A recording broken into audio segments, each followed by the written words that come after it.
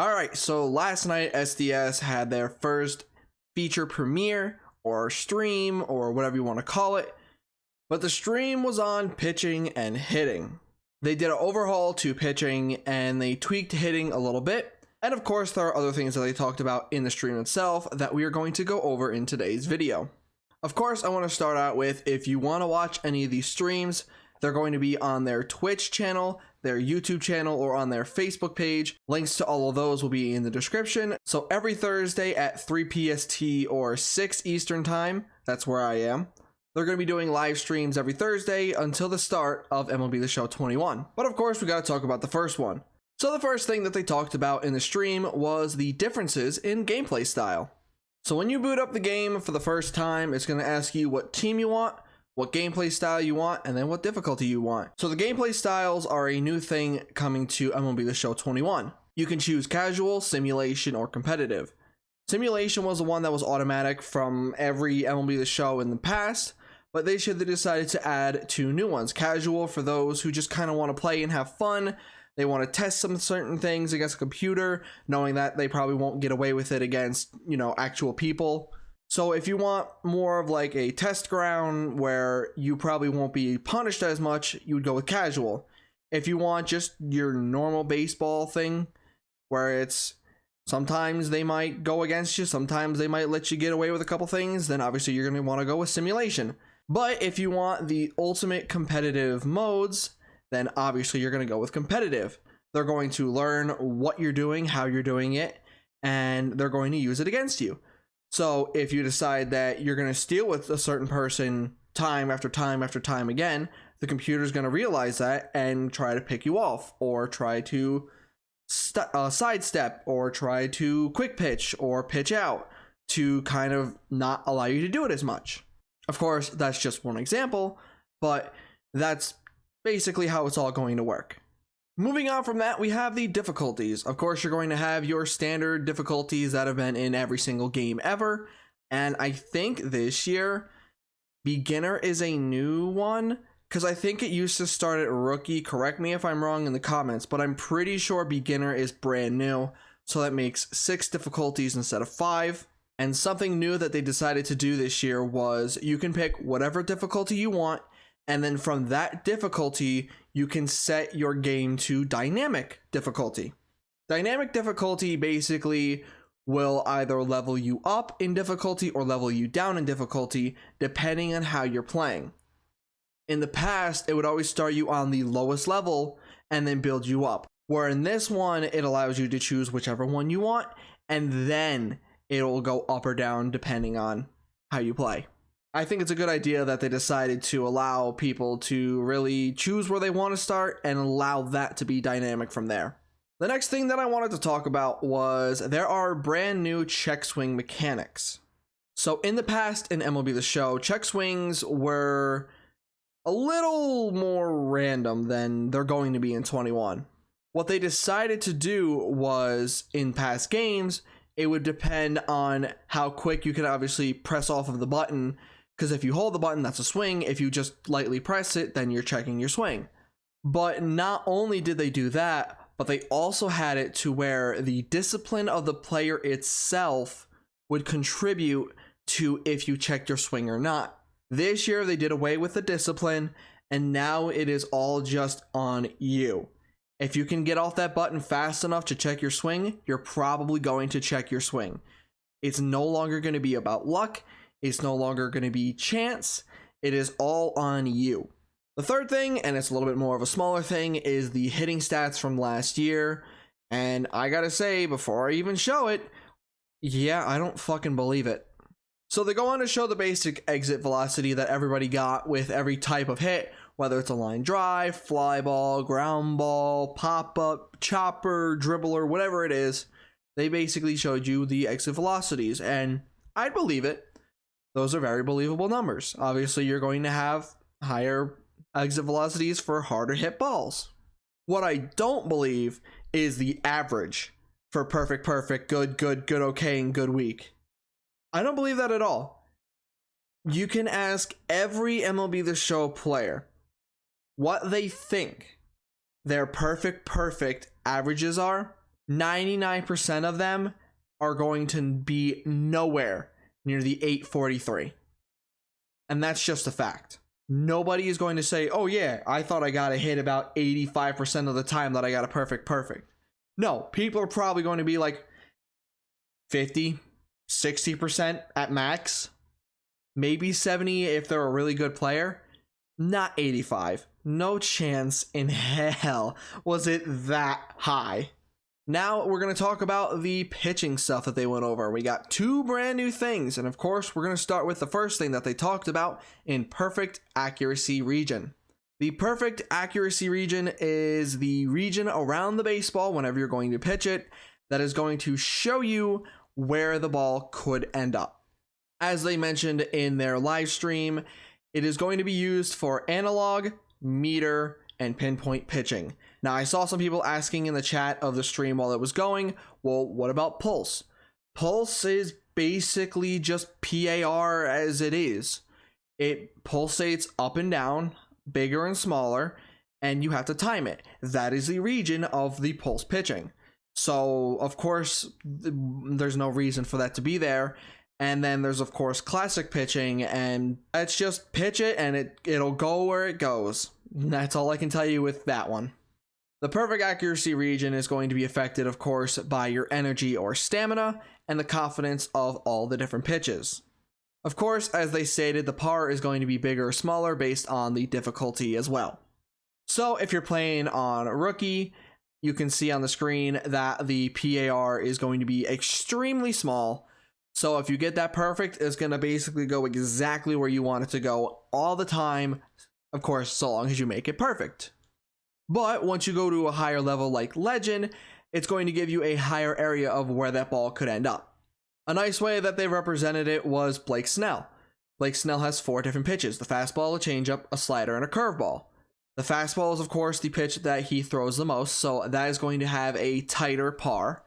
And the curveball is the pitch that he pitches the least. So there is less of a chance for him to throw it exactly where he wants because he's not throwing it as much. This is what they're using to show you where the ball will go for each pitch and just about which pitches will have a tighter zone around them. Next, we got to look at the different pitching mechanics and how wide the PARs are for each of them.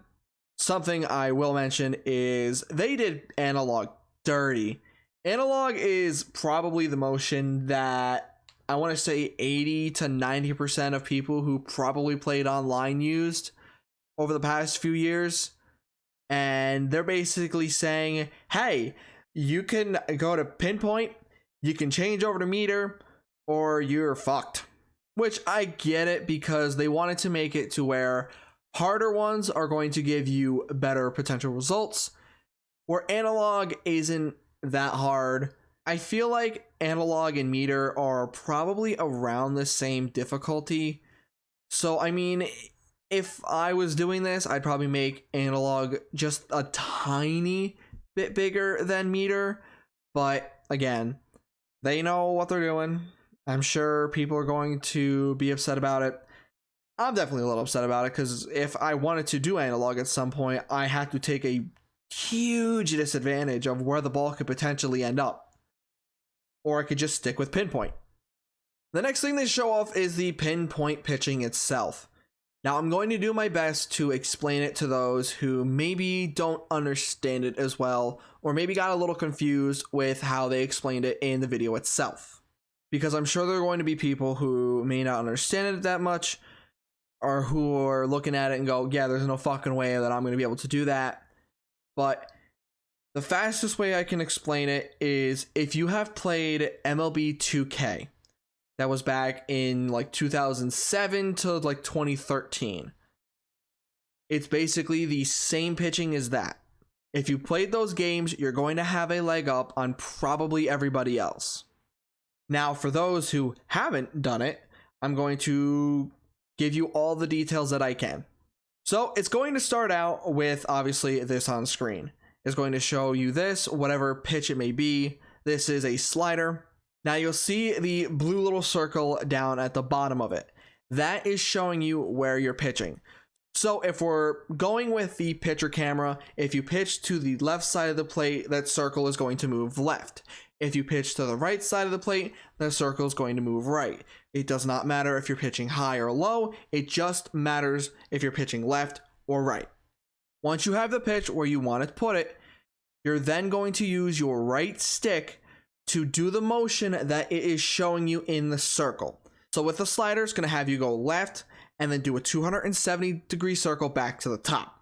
Now, the amount of time that you take to do it will depend on the pitcher itself. If you have somebody who is just a normal pitcher, let's take Garrett Cole, let's take Clayton Kershaw, Zach Greinke, you're going to do it a little slower. You're basically doing it along with their motion. Like if you used analog, you would hold down the amount of time that it would take them to get ready to pitch. It's basically around the same amount of time that you're going to be doing this circle or whatever different motions that they might have you do.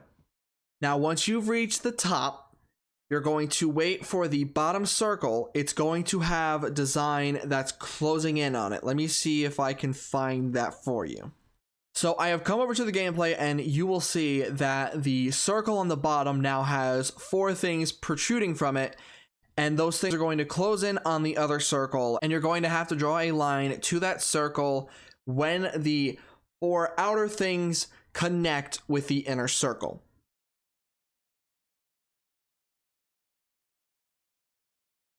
Now we're going to talk about the display that it gives you for the pitching itself. Depending on how you do it, it's going to give you the accuracy of the speed. It's going to tell you if the release going down was late, early, or on time. Then it's going to tell you how far left or right you are from the circle on the bottom itself. So first, you're going to do the motion itself.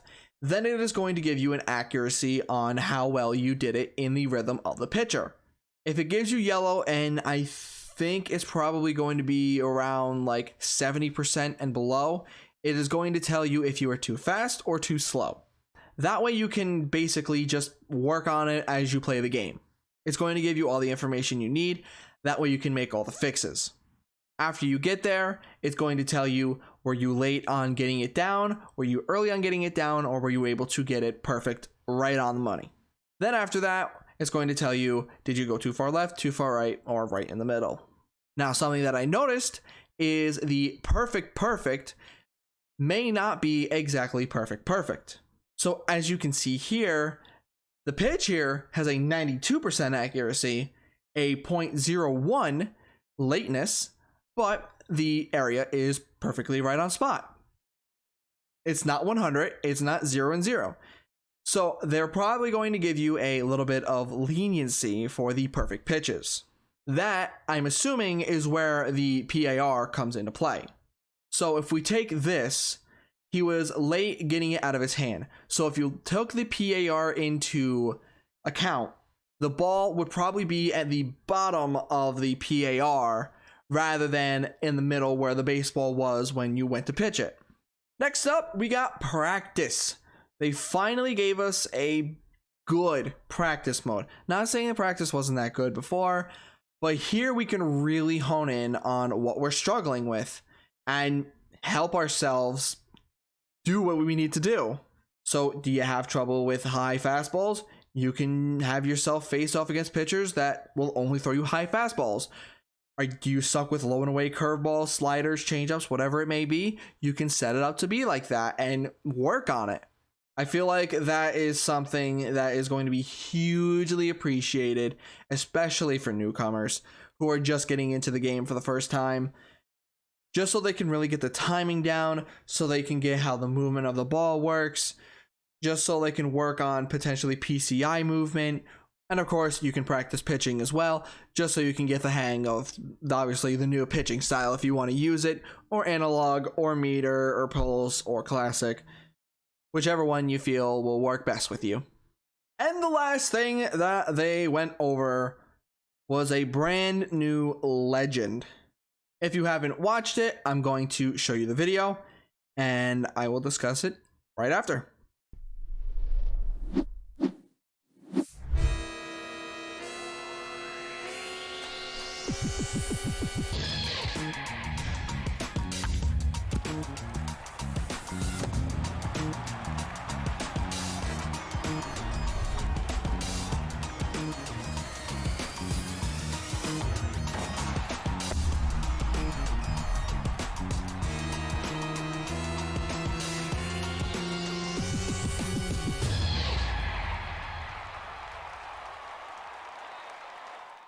All right, so the brand new legend is not Derek Jeter, it is Alfonso Soriano. The fact that they teased a potential Derek Jeter makes me think he is coming to the game. I feel like they wouldn't do that just to not bring him, you know? Of course, it was DJ LeMahieu at shortstop, but I mean, it's just, you gotta think that the fact that they're teasing it makes you think that he probably will be in it. But let's talk about Alfonso Soriano. I'm just gonna say I'm super stoked to have him finally in the game again. I love his swing, and I think he's going to have good cards, really good cards. If you want to use like the early days with the Yankees, he's going to have a lot of speed.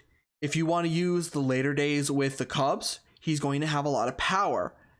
But I think the card that people are going to want to look forward to the most is his Nationals card. That is going to be amazing. Whether that is going to be, of course, the Signature Series, whatever it's going to be, whatever they want to do with Alfonso Soriano.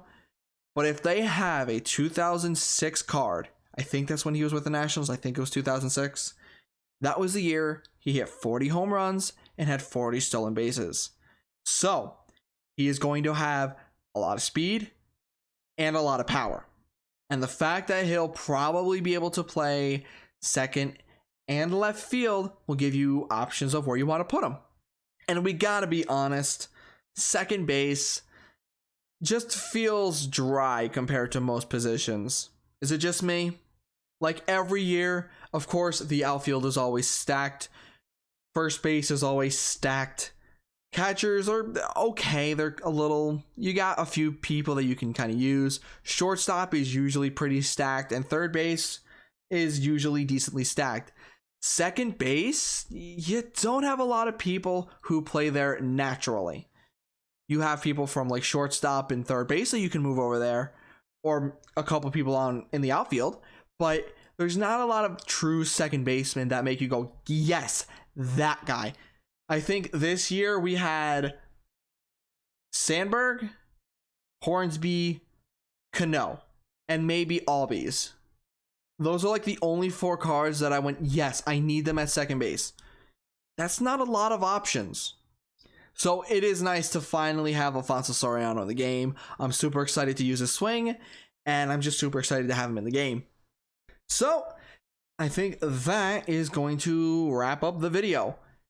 I'm of course going to be back next week to talk about the next stream that they're going to do, and that is going to be the complete fielding overhaul.